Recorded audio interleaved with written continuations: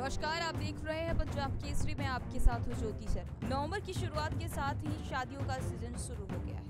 यहाँ अलग अलग शहरों में शादी के आंकड़े सामने आ रहे हैं। उसके अनुसार से अगले कुछ ही दिनों में यहाँ कम से कम 38 लाख शादियाँ होंगी और इन पर कम से कम 4.74 लाख करोड़ रुपए खर्च होंगे। यह आंकड़ा व्यापारियों के लिए एक राष्ट्रीय संगठन ने जारी किया है, जिसमें लगभग 50,000 ऐसी शादियां भी होंगी जिनका खर्च 1 करोड़ से भी ज्यादा होगा।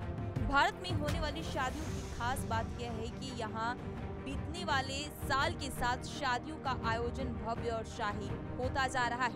एक वक्त था जब लोग अपने गृह नगर से पूरे परंपरा और रिवाज के साथ शादी करते थे, लेकिन जैसे जैसे वक्त बदल रहा है, लोगों की पसंद भी बदलती जा रही है। अब ज्यादातर लोग डेस्टिनेशन वेडिंग करने विदेशों में जाना पसंद करते हैं। ऐसा करना भले ही उनके परिवार को अच्छा लगता हो, लेकिन ऐसी शादी देश के अर्थव्यवस्था पर जरूर असर डाल रही है।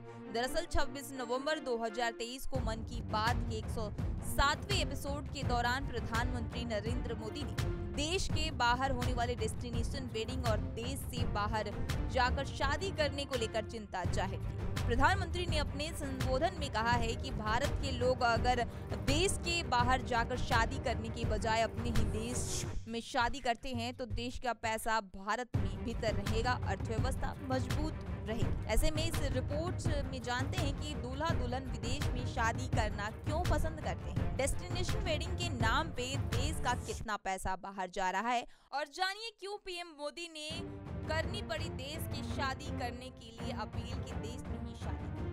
सबसे पहली बात यह है कि ज्यादातर जो है शादी में खर्च होते हैं। व्यापारिक संगठन की रिपोर्ट के अनुसार केवल राजधानी दिल्ली में इस सीजन 4 लाख शादियां होने की उम्मीद है।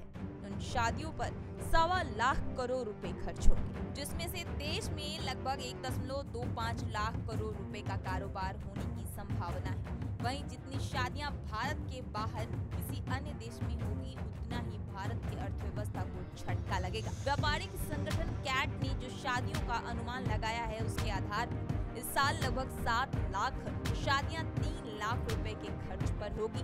वहीं 8 लाख शादियां ऐसी हो सकती है जिसमें हर शादियों में 6 लाख रुपए खर्च होंगे और 10 लाख रुपए खर्च होंगे। 10 लाख रुपए के प्रति शादी के खर्च का हिसाब से होगा। इस रिपोर्ट के अनुसार 7 लाख शादियां ऐसी होंगी जिन पर 15 लाख रुपए के हिसाब से खर्च किए जाए। 5 लाख शादियां ऐसी होंगी जिन पर 25 लाख रुपए के हिसाब से खर्च होगा और 50,000 शादियां, वहीं 50 लाख रुपए के खर्च वाली होंगी शादियां। वहीं 50,000 शादियां ऐसी होंगी जिनमें 1 करोड़ रुपया या उससे ज्यादा खर्च हो सकता है। अब सवाल ये उठता है कि भारत से बाहर जाने के बाद लोग ज्यादातर कहाँ शादी करना चाहते हैं। तो मिली जानकारी के अनुसार व्यक्ति जिसके पास अधिक पैसे हैं अपनी शादियों के हिसाब से जगह चुनते हैं। कुछ लोग कम खर्च करने के लिए आसपास के देशों में चले जाते हैं। पिछले कुछ सालों में Dubai, Abu Dhabi, Qatar, Malaysia, Thailand, Vietnam, Indonesia जैसे जगह पर शादी की डिमांड काफी बढ़ी है। वहीं जो कपल अपने देश में लग्जरी वेडिंग करना चाहते हैं तो वह किसी पैलेस या कोर्ट में शादी करते हैं। ऐसे लोग उदयपुर, जयपुर, गोवा, केरल आदि डेस्टिनेशन पसंद करते हैं। इससे कम बजट वालों के बीच कालिम्पोंग, वायनाड, धर्मशाला, आगरा जैसे जगह लोकप्रिय है।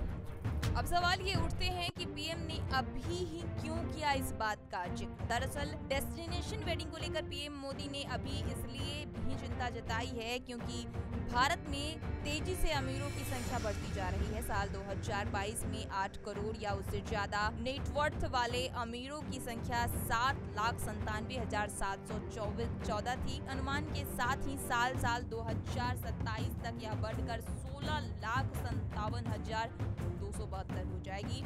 ऐसे में जाहिर है कि पैसा आने के साथ साथ लोग डेस्टिनेशन वेडिंग करना चाहेंगे और अपनी शादी को ज्यादा से ज्यादा यादगार बनाना चाहेंगे। व्यावसायिक संगठन कैट का भी यही मानना है। वहीं बीबीसी की रिपोर्ट में खंडेलवाल ने